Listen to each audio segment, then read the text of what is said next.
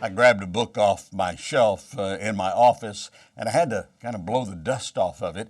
It's among those that have been on my library shelves for years. I bought it when I was leading a broadcast ministry and knew I needed help. The ministry was great, the people were great. But in the back of my mind was that question: how do we sustain this for the months and the years ahead? Well, the book is called Execution, the Discipline of Getting Things Done by Bossity and Sharon. Written over 20 years ago, many of the illustrations are rather dated. The principles put forth by the authors, though, are solid even today. Most of us know of good companies and good ministries that just don't seem to get off the ground. It's kind of like a passenger plane zipping down the runway. It's no good if the plane doesn't actually take off. Let's look at a few things from the experiences detailed in this book. You, as a leader, must be deeply and passionately engaged in your organization and honest about its realities with others and with yourself. Another point is, having a strategy isn't enough. It needs to be executed well for the success to come.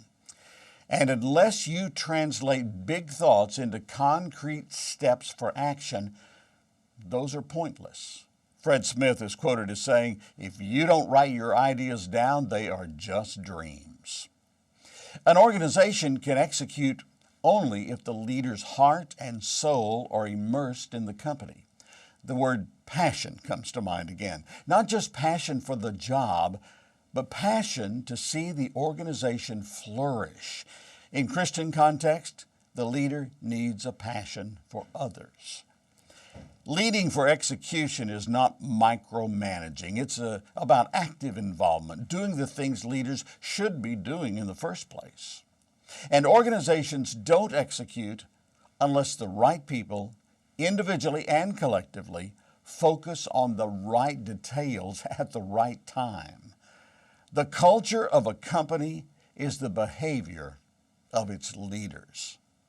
You know, that last point is critical in our ministries and organizations. We have all seen ministries that have lost their effectiveness and credibility because of the leader and his or her behavior. And we've seen ministries flourish and exceed expectations due to a leader who is filled with passion, energy, and an executable plan. Of course, in our Christian organizations, we must remember whom we serve. Our passion is to please the Lord in everything we do. Solomon wrote, "Commit your actions to the Lord, and your plans will succeed." Find that in Proverbs 16:3. It's not enough to have good ideas, not even good enough to have great people. The leader must have a plan that can take the organization forward and upward to God's high calling. Media Alliance is making a difference for Christ around the world. And if you want to know more, visit our website, MEDIALLIANCE.cc. And you can help share the impact of these videos by simply liking, subscribing, and sharing them. Thanks, and God's best.